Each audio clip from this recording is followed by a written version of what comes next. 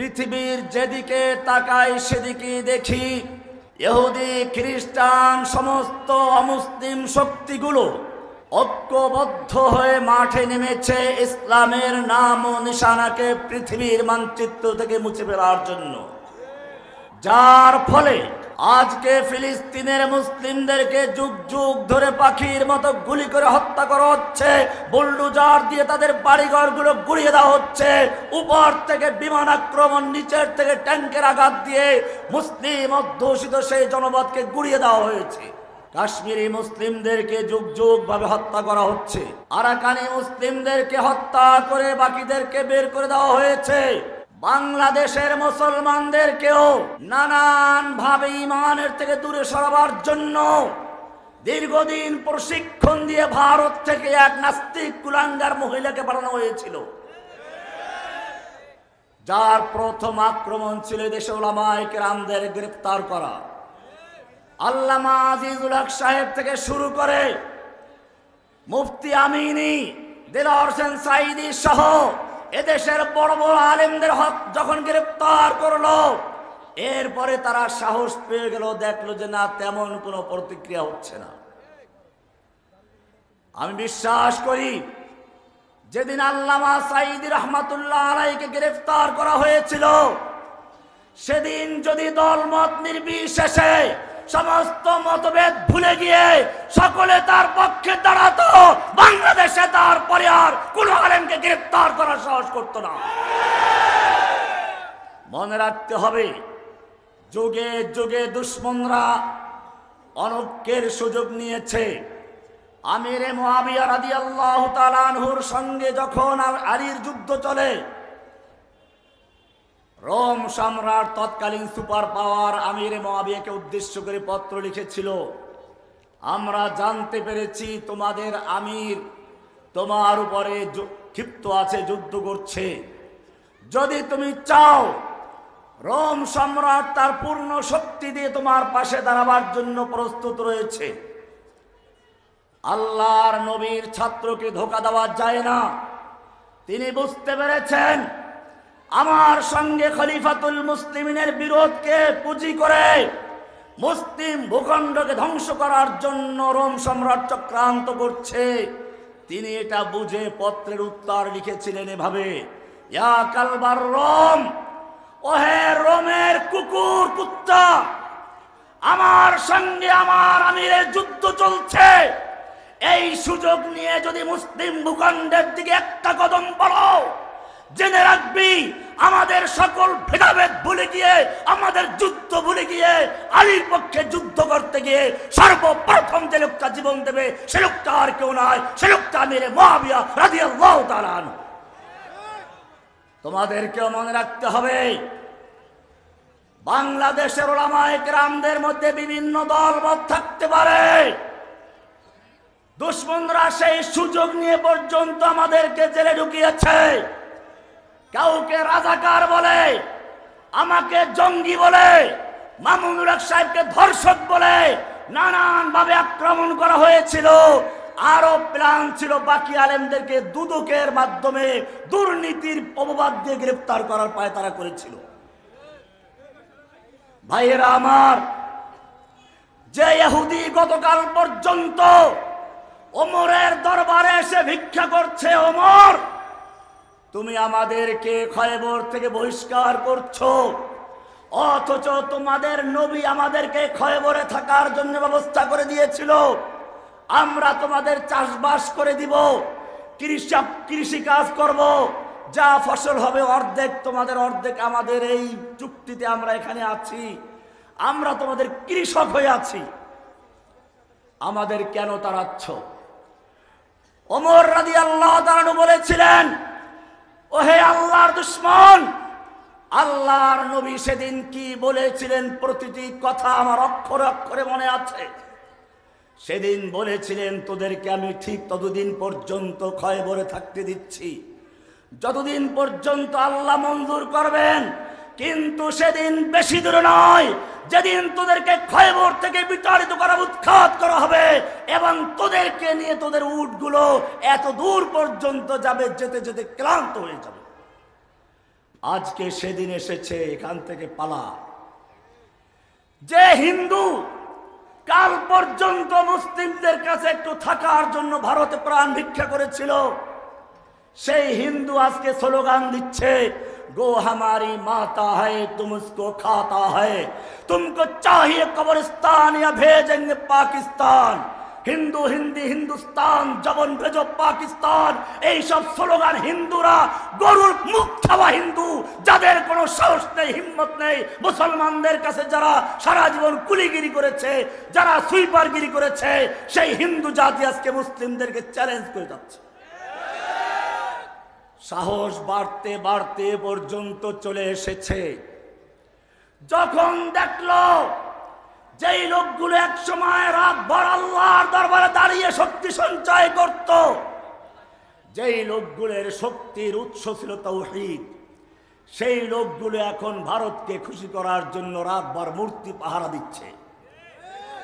সেদিনই তারা বুঝেছে এই জাতি আমাদের ভয় করছে, এখন যদি আমরা তাদেরকে দিনে দুপুরে জবাই করে হত্যা করি, তাদের কোনো প্রতিবাদ থাকবে না। তারা সাহস করেছে, তারা জানতে পেরেছে এই জাতি তাদের রাসূলের উসওয়া থেকে সরে গেছে। আমি আজকের এই জনতাকে বলতে চাই, সিরাতুন নবী সম্মেলন করছো, কিন্তু যদি আমি সিরাতের কথা বলি, তোমাদের গায়ে হয়তো আগুন লেগে যেতে পারে। মনে রাখবে, যখনই পৃথিবীতে নতুন কোন মতবাদ মাথা চাড়া দিয়ে উঠেছে, একদল অসহায় মিসকিন আলেম ওটাকে ইসলামাইজেশন করার জন্য পাগল হয়ে গেছে। যখন সমাজতন্ত্র পৃথিবীতে আসলো, স্লোগান দিল, কেউ খাবে তো কেউ খাবে না, তা হবে না, তা হবে না, কেউ গাছতলায় কেউ 10 তলায়, তা হবে না, তা হবে না। এরা বুঝালো মানুষদেরকে এই বৈষম্যের বড় কারণ হচ্ছে ব্যক্তি মালিকানা। সুতরাং ব্যক্তি মালিকানা যতদিন থাকবে ততদিন পর্যন্ত বৈষম্য দূর করা যাবে না। সেজন্য সব ব্যক্তি মালিকানা বাতিল করে দিয়ে দেশের জমি জমা কল কারখানা সব কিছুর মালিক হবে রাষ্ট্র, জনগণ শুধু কাজ করবে আর সমান সুবিধা ভোগ করবে। এই স্লোগান নিয়ে যখন সমাজতন্ত্রীরা আসলো, দলে দলে মানুষ তাদের গ্রহণ করতে শুরু করলো। আমাদের একদল আলেম যাদের কোনো ভিত্তি নেই, এলেমের কোনো মজবুতি নেই, রাসূলের আদর্শ যাদের কাছে যথেষ্ট নয়, এরা কিতাব লিখে ফেললো সমাজতন্ত্র ইসলাম, আল ইশতিরাকিয়াত ফিল ইসলাম। 500 কিতাবের হাওয়ালা দিয়ে তারা কিতাব লিখেছে, সমাজতন্ত্রই ইসলাম। কিভাবে? সমাজতন্ত্র বলে কোন ব্যক্তি মালিকানা থাকবে না, ইসলাম বলে ইন্নাল আরদা লিল্লাহ, জমিনের মালিক আল্লাহ, লিল্লাহি মা ফিস সামাওয়াতি ওয়াল আরদ, সব মালিকানা আল্লাহ। সমাজতন্ত্র যা বলে তাই তো। আল্লাহর নবী সারা জীবনে কোনো সম্পদ জমা করেন নাই, মৃত্যুর পরে আগে বলে গেছেন, আমরা নবীদের দল ওয়ারিস বানাই না, ওয়ারিস হইও না। খায়বরের জমি নিয়ে ফাতেমা রাদিয়াল্লাহু তাআলা আনহা, আলী রাদিয়াল্লাহু তাআলা আনহু আবু বকরের কাছে আসলেন, তিনি জমি দিলেন না, বললেন নবীদের কোনো ওয়ারিস নাই। আবু বকর রাদিয়াল্লাহু তাআলা আনহুর সেই মিষ্টি খাওয়ার ইতিহাস নিয়ে আসলো। আবু যার গিফারি রাদিয়াল্লাহু তাআলা আনহু হাদিস নিয়ে আসলো। এইভাবে কোরআন থেকে, হাদিস থেকে, তাফসীর থেকে প্রায় 500 কিতাবের হাওয়ালা দিয়ে কিতাব লেখলো আল ইশতিরাকিয়াত ফিল ইসলাম, ইসলামী সমাজতন্ত্র। আমি এই বিষয়ে বিস্তারিত আলোচনা করার সুযোগ নেই। এরপরে যখন সমাজতন্ত্র বিদায় হলো, ওই আলেমরা পিঠ ফিরিয়ে বলল, না না, সমাজতন্ত্রের সঙ্গে ইসলামের কোনো সম্পর্কই নেই। আসলো গণতন্ত্র। এবারে যেই লোকগুলো স্লোগান দিচ্ছে লাকাদ কানা লাকুম ফি রাসূলিল্লাহি উসওয়াতুন হাসানাহ, সে লোকগুলো কোরআনের আয়াতকে বাদ দিয়ে লাকাদ কানা লাকুম ফি আব্রাহাম লিঙ্কন উসওয়াতুন হাসানাহ বানিয়ে দিয়েছে। আমি জিজ্ঞেস করতে চাই, ইসলাম যদি পূর্ণাঙ্গ হয়ে থাকে, অবশ্যই পূর্ণাঙ্গ। আল্লাহ বলেছেন, আল ইয়াউমা আকমালতু লাকুম দীনাকুম, আজকে আমি তোমাদের জন্য তোমাদের দিনকে পরিপূর্ণ করে দিয়েছি। জিজ্ঞেস করতে চাই, পরিপূর্ণ দিনের ভিতরে ইসলাম কায়েমের কোনো পথ আছে কিনা? যদি থেকে থাকে অবশ্যই আছে, সেটা গণতন্ত্র কিনা? যদি গণতন্ত্র না হয়ে থাকে তাহলে মনে রাখতে হবে, যেই তন্ত্র দিয়ে, যেই মন্ত্র দিয়ে মদিনা বিজয় হয়েছিল, যেই মন্ত্র দিয়ে মক্কা বিজয় হয়েছিল, যেই মন্ত্র দিয়ে কুস্তুনতিনিয়া বিজয় হয়েছিল, যেই মন্ত্র দিয়ে ফিলিস্তিন বিজয় হয়েছিল, যেই মন্ত্র দিয়ে আফগানিস্তান বিজয় হয়েছিল, সেই মন্ত্র দিয়ে ইনশাআল্লাহ বাংলাদেশে ইসলাম বিজয় হবে।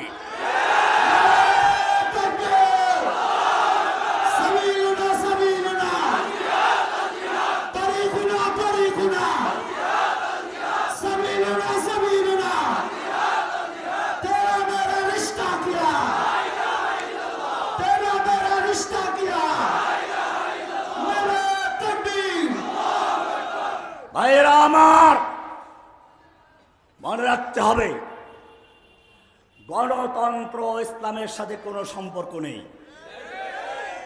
গণতন্ত্রের জন্ম হয়েছে ইসলামকে ধ্বংস করার জন্য।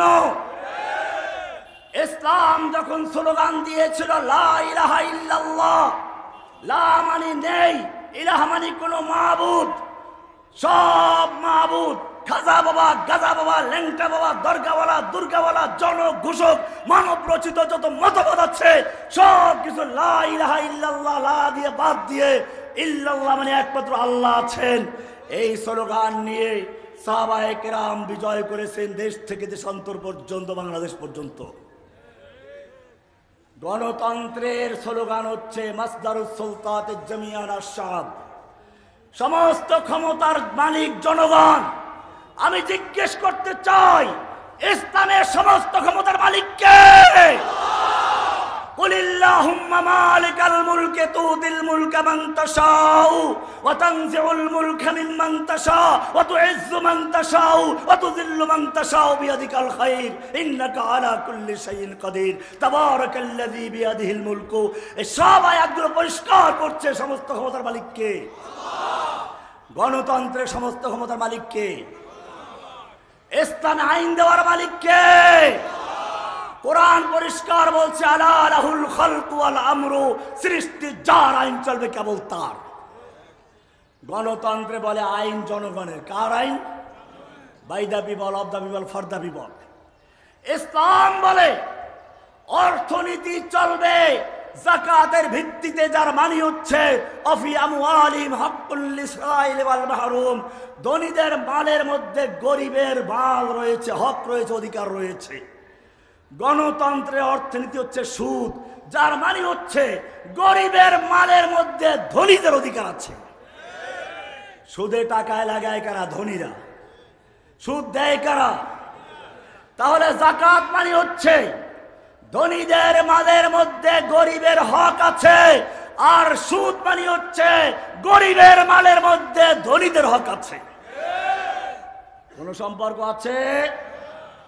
ইসলামের একটা নিজস্ব ধর্ম আছে, সেই ধর্মের নাম হচ্ছে ইসলাম। ইন্নাদ-দীনা ইনদাল্লাহিল ইসলাম। গণতন্ত্রের ধর্ম হচ্ছে ধর্ম নিরপেক্ষতা। এটা নতুন ধর্ম নয়। আল্লাহর নবী যেদিন ইসলামের দাওয়াত দেওয়া শুরু করেছিলেন, সে সময় কাফেররা প্রস্তাব করেছিল, আসুন আমরা ধর্ম নিরপেক্ষতার রাজনীতি করি, কিছুদিন আপনি আমাদের দেবদেবীর পূজা করবেন, আমরা কিছুদিন আপনার আল্লাহর পূজা করব। প্রস্তাব করেছিল কারা? মক্কার আবু জাহেল, আবু লাহাব এই প্রস্তাব করেছিল। সুতরাং এর প্রতিবাদ করে আল্লাহ তাআলা নাযিল করেছিলেন কুল ইয়া আইয়ুহাল কাফিরুন, এ কাফেরের দল, লা আ'বুদু মা তা'বুদুন, তোরা যার ইবাদত করিস আমি তার ইবাদত করি না, ওয়ালা আনা আবিদুম মা আবাদতুম, তোরা যার ইবাদত করো আমি তার ইবাদত করব না, লাকুম দীনুকুম ওয়ালিয়া দীন, আমার দিন আমার, তোদের দিন তোমার, তোদের সঙ্গে আমাদের কোনো সম্পর্ক নেই। ধর্ম নিরপেক্ষতা ইসলাম সমর্থন করে। মুসলিম শরীফের হাদিস খুলে দেখুন, তিরমিজি শরীফের হাদিসই আছে, আল্লাহর নবী বসে আছেন, ওমর বিন খাত্তাব তাওরাতের খণ্ড এনে পাঠ করা শুরু করছেন, বলছেন অনেক কিছু ভালো পাই, তাওরাতে অনেক কিছু ভালো পাই। এই বলে তিনি বলেন এক কিছু লিখে রাখবো কি, পড়া শুরু করলেন। উনি আল্লাহর নবীর চেহারার দিকে তাকালেন না। আল্লাহর নবীর চেহারার আগে খুবই লাল হয়ে গেল। আবু বকর বিষয়টি উপলব্ধি করছেন। তিনি বললেন, সাকিলাতকা সাওয়াকিলু ইয়া ওমর, ওমর তুই যদি মরে যেতিস, ওমর তুই যদি মরে যেতিস, ওমর তুই যদি মরে যেতিস। ওমর তাকালেন, কি হলো, কি করলাম? তুমি কি দেখতে পাচ্ছ না নবীর চেহারার দিকে? ওমর নবীর চেহারার দিকে তাকিয়ে দেখলেন আল্লাহর নবীর চেহারা লালে খুবই রাগ হয়ে গেছে। সঙ্গে সঙ্গে তওবা করলেন। হাদিসের কিতাব খুলে দেখুন, রাদিতু বিল্লাহি রাব্বান ওয়া বিল ইসলামি দীনান ওয়া বিমুহাম্মাদিন নাবিয়্যান ওয়া রাসূলা। এরপরে আল্লাহর নবী কি বলেছিলেন সেটাই বলতে চাচ্ছি। আল্লাহর নবী সেদিন বললেন, ওমর তুমি আমার সামনে তাওরাত পাঠ করছো, জেনে রাখো আল্লাহি লাউ কানা মূসা হাইয়ান, এই তাওরাত যার উপরে নাজিল হয়েছিল সেই মূসা নবী যদি আজকে জীবিত থাকতো, ওয়াদারাকা নবুওয়াতি, আর আমার নবুয়ত কল্পিত, মা ওয়াসিআহু ইল্লা ইত্তিবাই, মূসা নবীর জন্য পরকালে মুক্তি পাওয়ার কোনো পথ ছিল না আমার উম্মতি হওয়া ছাড়া। বুঝে গেল ইসলাম আসার পরে আর কোনো দিন চলবে?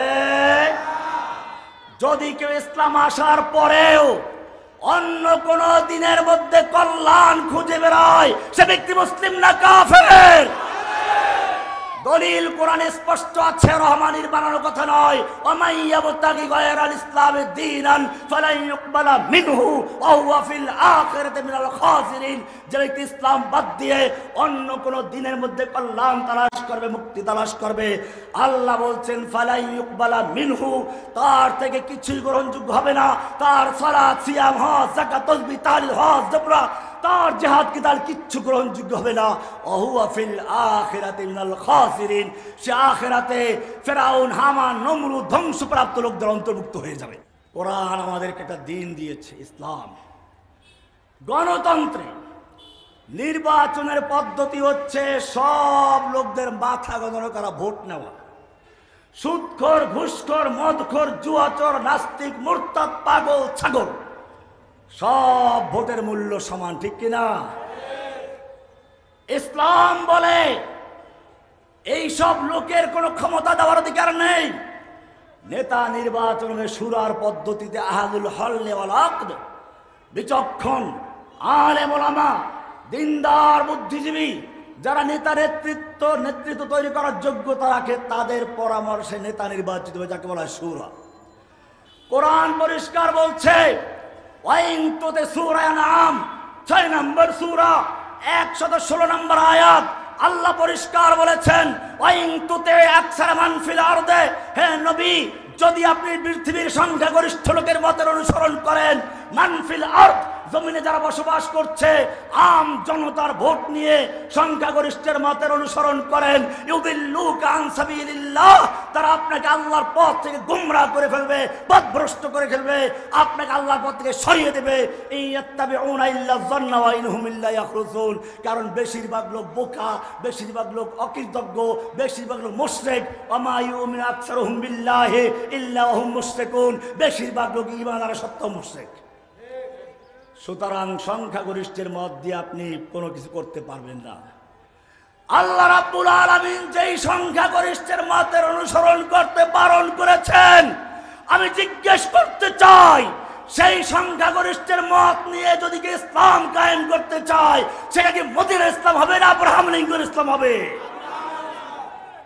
সিরাতের মাহফিল, লাকাদ কানা লাকুম ফি রাসূলিল্লাহি উসওয়াতুন হাসানাহ, তোমাদের জন্য রয়েছে রাসূলের মধ্যে উত্তম আদর্শ। রাসূল মক্কা বিজয় করেছিলেন কোন আদর্শের মাধ্যমে? রাসূল মদিনা বিজয় করেছিলেন কিভাবে? রাসূল কুস্তুনতুনিয়া বিজয় করেছিলেন কিভাবে? রাসূলের সৈনিকেরা।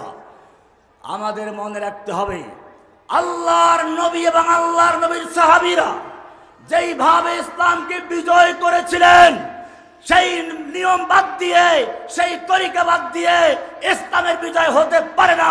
কোন কাফের মুশরিকের তরিকা ইসলাম বিজয় হতে পারে না।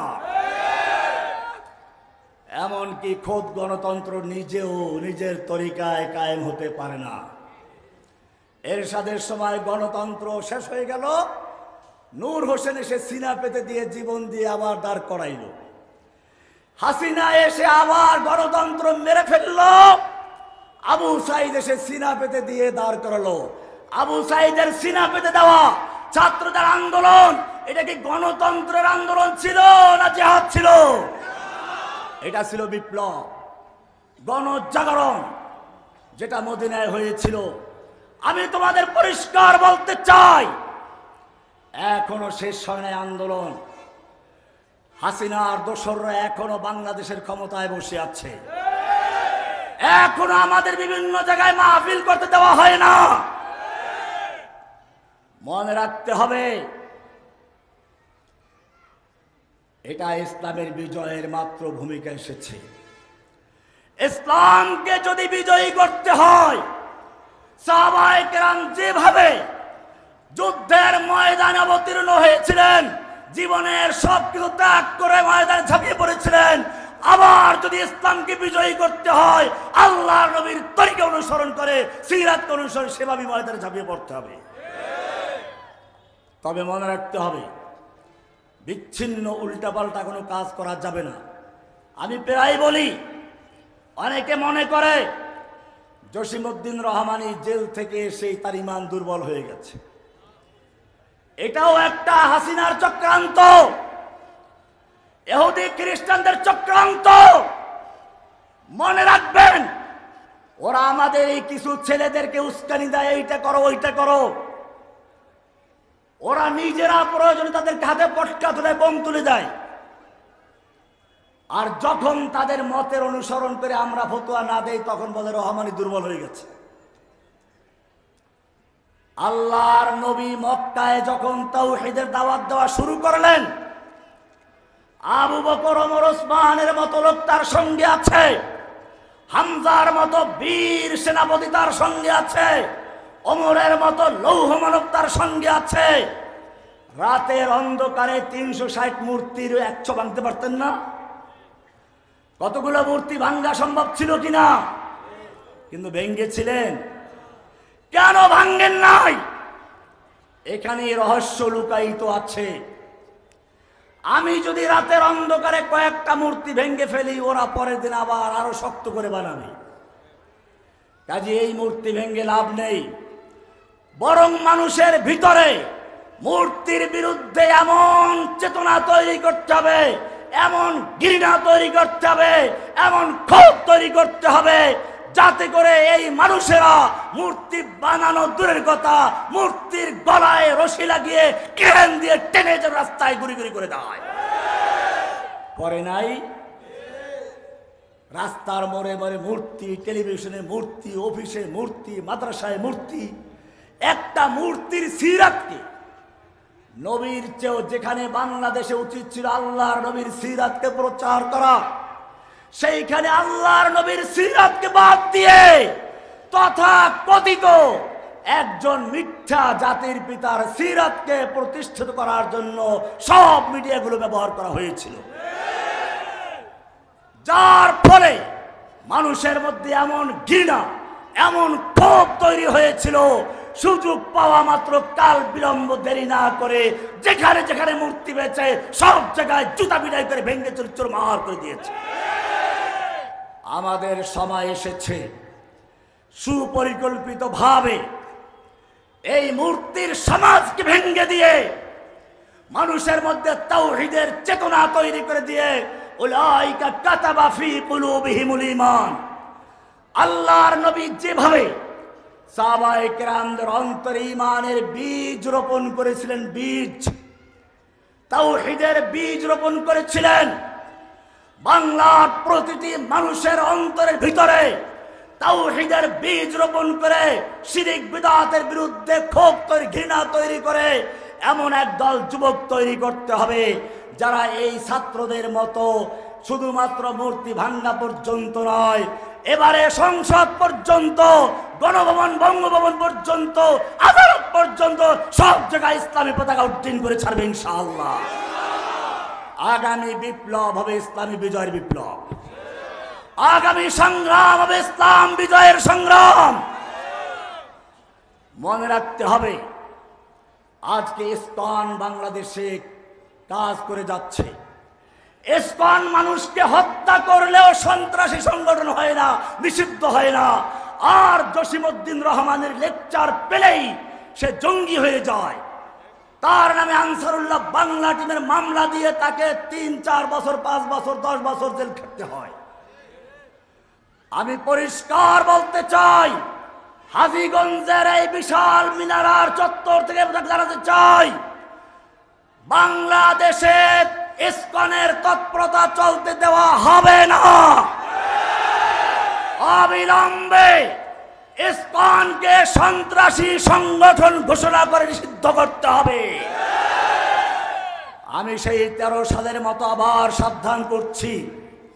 তখনও শেখ হাসিনাকে বলেছিলাম, তুমি তোমার বাপকে গালি দিলে আইন পাশ করছো, তোমার গালি দিলে 14 বছর, তারপরে যাবজ্জীবন।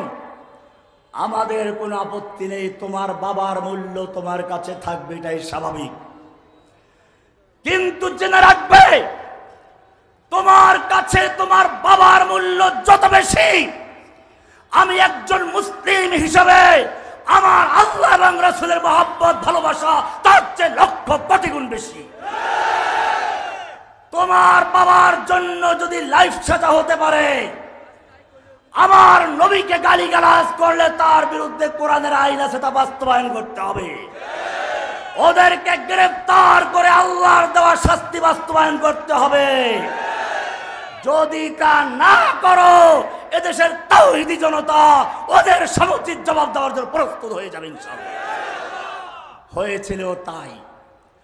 যখন শেখ হাসিনা সেই নাস্তিক, ব্লগার, কুলাঙ্গার যা আল্লাহর নবীকে গালিগালাজ করেছিল, তাদেরকে গ্রেফতার দূরের কথা, নিরাপত্তা দেওয়া হলো, তাদেরকে বিদেশ পাঠিয়ে দেওয়া হলো। তারা বিদেশ গিয়ে নবীর বিরুদ্ধে কটূক্তি করে। তখন দেশের তাওহীদি জনতা গর্জে উঠল, জীবনের ঝুঁকি দিয়ে তাদেরকে দুনিয়ার থেকে বিদায় করে চিরস্থায়ী ভিসা দিয়ে জাহান্নামে পাঠিয়ে দিয়েছে। আমি তোমাদেরকে বলতে চাই, সেই ভাইগুলো এখনো জেলে আছে। আল্লাহর নবীর প্রেমের পরীক্ষা দিয়ে নবীর দুশমনদেরকে যারা জাহান্নামে পাঠিয়ে দিয়েছিল, সেই লোকগুলো এখনো জেলে আছে। আর তোমরা স্বাধীনতার সুবল ভোগ করছো। কিয়ামতের মাঠে আল্লাহর নবীর সামনে দাঁড়িয়ে কি জবাব দিয়ে প্রস্তুত হয়ে যাও। তাদের মুক্তির জন্য তোমাদের কতটুকু অবদান আছে জেনে রাখো। এখন সময় এসেছে তাদেরকে মুক্ত করে ছাড়তে হবে ইনশাআল্লাহ। শুধু তাই নয়, ওদের মুক্তি পর্যন্ত শেষ নয়। আমাদের মনে রাখতে হবে, আমি কারো কাছে দাবি দাওয়া করতে রাজি না। এমন এক বিপ্লব ঘটাতে হবে যার মাধ্যমে সমস্ত ক্ষমতার মস্তক ভেঙ্গে চুরমার করে দিয়ে তাওহীদের পতাকা ইনশাআল্লাহ উড্ডীন করে ছাড়ব। ওরা আমাদের কাছে দাবি দাওয়া পেশ করবে। কাদিয়ানীদেরকে অমুসলিম ঘোষণা করার জন্য দাবি করে, ঘোষণা করতে হবে, করেছে। জীবনও করবে না, চ্যালেঞ্জ করে বলতে পারি। যতক্ষণ পর্যন্ত এদেশে তাওহীদের বিজয় না হবে, আল্লাহর নবীর দ্বীন বিজয়ী না হবে, সাহাবায়ে কেরামের আদর্শের বিজয় না হবে, অতক্ষণ পর্যন্ত কাদিয়ানীদেরকে অমুসলিম কেউ ঘোষণা করবে না। আসুন, সব মতভেদ ভুলে গিয়ে, বিরোধ ভুলে গিয়ে, যেভাবে মদিনা বিজয় হয়েছিল, যেভাবে মক্কা বিজয় হয়েছিল, যেভাবে কুস্তুনতুনিয়া বিজয় হয়েছিল, যেভাবে আফ্রিকা বিজয় হয়েছিল, যেভাবে ফিলিস্তিন বিজয় হয়েছিল, যেভাবে ভারতবর্ষ বিজয় হয়েছিল, সেই একই পদ্ধতিতে আবার ইসলামকে বিজয়ী করার জন্য ঐক্যবদ্ধভাবে মাঠে নেমে আসি। সবক পর ফির সদাকত কা, আদালত কা, শাজাআত কা লিয়া জায়েগা কাম তুঝসে দুনিয়া কে ইমামত কা। আমরা দোয়া করি, আল্লাহ রাব্বুল আলামিন এই মাহফিলকে যারা ইন্তজাম করেছেন, অর্থ দিয়ে, শ্রম দিয়ে, পরামর্শ দিয়ে, আল্লাহ তাআলা তাদের সকল মেহনতকে কবুল মঞ্জুর করেন, আমিন। এই হাজীগঞ্জের বিশাল মসজিদ, বিশাল মিনারা, যারা জমি দিয়ে, অর্থ দিয়ে, শ্রম দিয়ে, পরামর্শ দিয়ে এই মসজিদ তৈরি করেছিলেন, আল্লাহ তাদের নাজাতের জন্য এই মসজিদ কবুল করেন, আমিন। এই মসজিদকে এই কুমিল্লা অঞ্চল নয়, সারা বাংলাদেশের তাওহীদের জাগরণের জন্য কবুল করেন, আমিন।